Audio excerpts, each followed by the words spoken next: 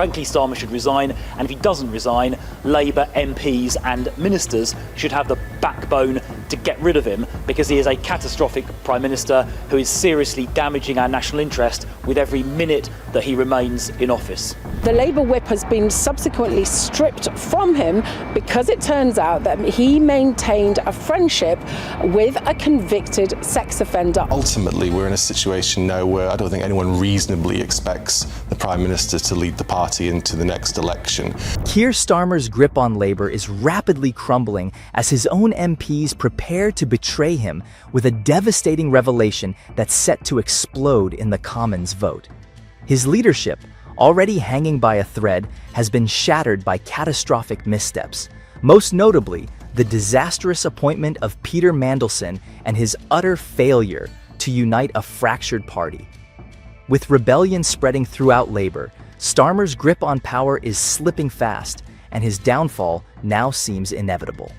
He's barely going to be around to fight the local elections in a week and a half, let alone the general election in 3 years' time. Frankly, Keir Starmer should resign straight away, partly because he had the misjudgment to appoint Peter Mandelson as US ambassador, despite his links to Russia and China and to Jeffrey Epstein. Keir Starmer walked into Downing Street promising to clean up British politics with transparency, integrity, and a government that would do things differently. 18 months later, his own MPs are against him. The opposition is ready to strike, and Parliament is set to dismantle the man who thought he was untouchable.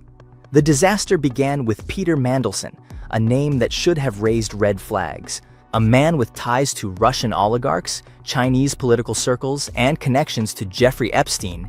Yet Starmer handed him the keys to Britain's most crucial diplomatic post, ambassador to the United States. There was nothing normal about Keir Starmer wanting to appoint Peter Mandelson, a man with a track record for lying to prime ministers, with links to companies, with links to the Kremlin, and somebody who we knew, the Prime Minister knew, had a personal relationship with a convicted paedophile. There was nothing normal about that. That was his choice. What the Prime Minister should have done is ask some pretty basic questions about his security vetting, because it was an unusual appointment from the start.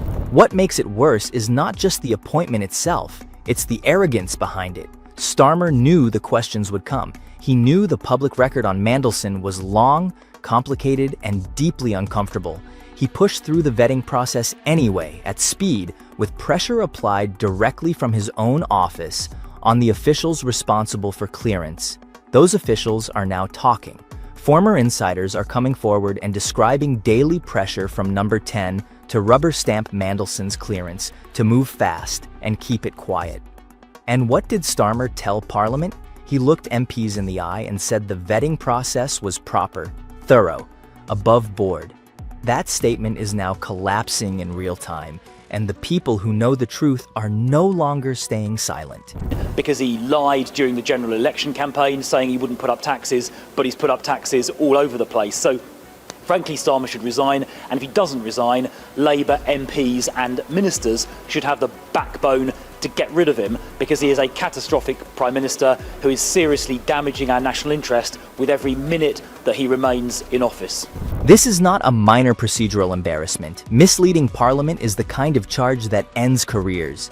It ended careers before Starmer, and it will end careers after him. The Privileges Committee exists precisely for moments like this, and right now, opposition parties are not waiting for an invitation. The Conservatives, the Liberal Democrats, and the SNP have coordinated motions designed to force a Commons vote that could refer Starmer directly to that committee. Think about what that means. The sitting Prime Minister dragged before the Privileges Committee to answer for whether he lied to the people's elected representatives.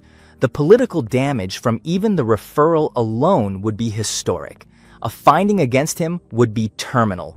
If the government was delivering here, maybe it would have a bit more wriggle room over the scandal of Peter Mandelson, but this is a party, a government that's not delivering. We've had 2 budgets that have made it harder for working people, harder for business, putting up taxes and stalling the economy. That's the reality of a Labour government. Now it gets truly brutal. The threat isn't just coming from the opposition, it's coming from within Labour itself. Fractures run deep, and Starmer's allies are now questioning or quietly working to remove him. Andy Burnham, Wes Streeting, Ed Miliband, these aren't backbench rebels. These are cabinet-level figures with their own ambitions and voter bases, ready to abandon a sinking ship. In Scotland, Anna Sarwar has taken it further, publicly calling for Starmer to step down. When the leader of Scottish Labour breaks ranks, it's no longer a wounded party. It's a party in a slow-motion execution. The Prime Minister is trying to say he's not distracted, but clearly the government is distracted. 3 days in Parliament on the trot have now been talking about this scandal. Yeah, I mean, I've got to be clear, I am completely fed up to the back teeth of this psychodrama in Westminster, the own goals that are coming from the heart of this government. And you have to ask yourself, what pushed them here? Because this level of internal revolt does not happen over one bad appointment. This has been building. Starmer's leadership style has grated on colleagues for months. The control, the caution, the refusal to take bold positions until the political wins were already obvious. Labour MPs went into the welfare reform votes expecting leadership and got silence. They went into key tax debates expecting clear direction and got triangulation. When the welfare bill came up for a vote, Labour MPs rebelled in numbers that should have sent shockwaves through Downing Street. They did not. Starmer absorbed the hit, said the right words in public, and carried on as though the loyalty of his parliamentary party was not quietly evaporating. It was the Conservatives in the first place that put down the motion that forced the disclosure of all of the Mandelson documents. That was a Conservative motion in Parliament. If Keir Starmer does try and weasel his way out of Prime Minister's questions in 3 days' time on Wednesday, that would be an act of abject cowardice by Keir Starmer, and I think the public will judge him accordingly if he's too frightened to turn up to PMQs on Wednesday. I think there should be a Privileges Committee inquiry into whether he misled Parliament because he said due process had been followed. That was not true. This is the central failure that makes everything else worse. The Mandelson scandal did not create Starmer's crisis. It ignited a situation that was already soaked in fuel. Every PMQs where he failed to land a blow, every piece of legislation where he compromised when he should have drawn a line, every moment where political grit was needed and political caution was delivered instead, all of it accumulated. The public noticed, the MPs noticed, the donors noticed, and now the moment has arrived where all of that accumulated frustration has a focus, a vote, a date, and a committee waiting to hear the evidence. Starmer also said in Parliament last week, I think at PMQs, in answer to Kemi Badenoch, he said that no pressure was put on the Foreign Office about the Mandelson vetting, but the evidence given by Ollie Robbins directly contradicted that. In fact, Ollie Robbins said there was daily pressure being put by Number 10 on the Foreign Office. So there's two examples of where Keir Starmer misled Parliament. This is the man, by the way, let's not forget, who cloaked himself in a mantle of supercilious moral superiority. And now it turns out he's the man that appointed Peter Mandelson and has been, it seems to me, misleading Parliament. That's why I think Starmer should resign. And if he won't resign voluntarily, and as you say, he probably won't, then Labour MPs and ministers should kick him out. Consider what Starmer could have done differently. There were moments, real moments, where decisive action would have changed the trajectory of this government entirely.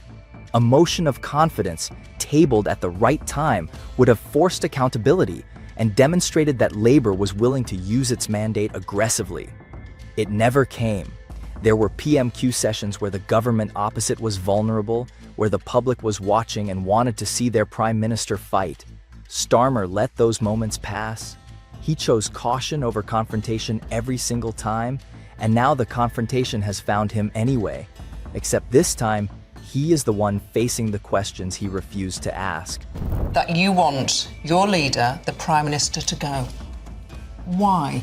Because ultimately we've become completely consumed by this turmoil at a time when that is not what the British public are focused on. They are focused on their cost of living. They are focused on the NHS. Now, I think it's a reasonable thing to set a timetable to get this done in an orderly way, because we have got a very, very big job ahead of us. You know, the next general election is in 2029. We've got conflict. It won't be if you change leaders.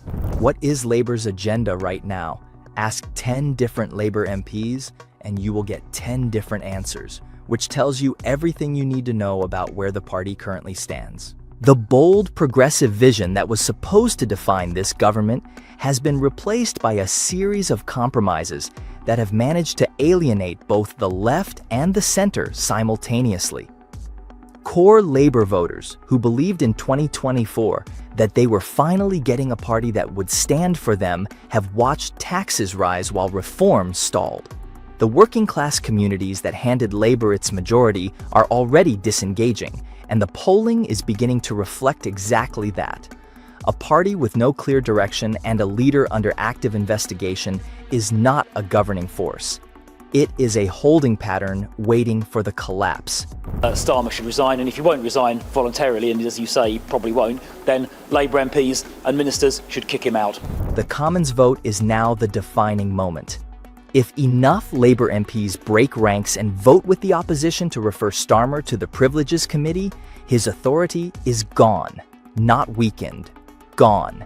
You cannot lead a parliamentary party when your own members have just voted to have you investigated for dishonesty.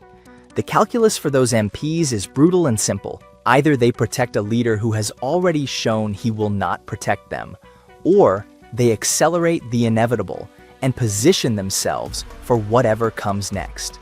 Several of them have already made their decision. The question now is how many follow. How many of your colleagues feel the same way that you do?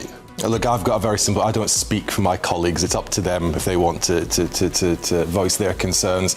I can only speak for myself. And look, the reality is I'm, as I say, very frustrated, very fed up about actually all the fantastic things that this government is actually doing and actually delivering for people, and we'll talk about those. What are those fantastic things? I mean, inflation today is up by 10%. People are hurting in their pay packets. Growth is on the floor. If Starmer survives the vote, he does so damaged and diminished, reliant on MPs who have already considered the alternative. That's not leadership, it's survival. And survival without authority is just a countdown. A leadership challenge isn't a possibility anymore. It's a probability. And the names already whispered will soon appear on ballots. The 2026 Labour leadership contest will be the most savage in years, with no dominant faction, no clear heir, and no ideology to fill the vacuum. You know, as far as the Prime Minister is concerned, it's not a case of if, it's when. And I just think we need to get a handle on this, because people out there are worried about their cost of living, they're worried about their NHS, they're worried about crime on their streets. And we're completely consumed by this scandal, and it's completely unacceptable. And as I'm sure you can tell, I'm quite angry about it. What you're watching is the unraveling of a man who positioned himself as the responsible alternative to chaos. The irony? His obsession with avoiding risk created this crisis. Every avoided confrontation, every softened stance, every safe choice has led to this. A Commons vote that could end his career, a party turning on him, an explosive appointment, and a public filled with fury and exhaustion. Starmer built his brand on integrity. That brand is now the sharpest weapon used against him.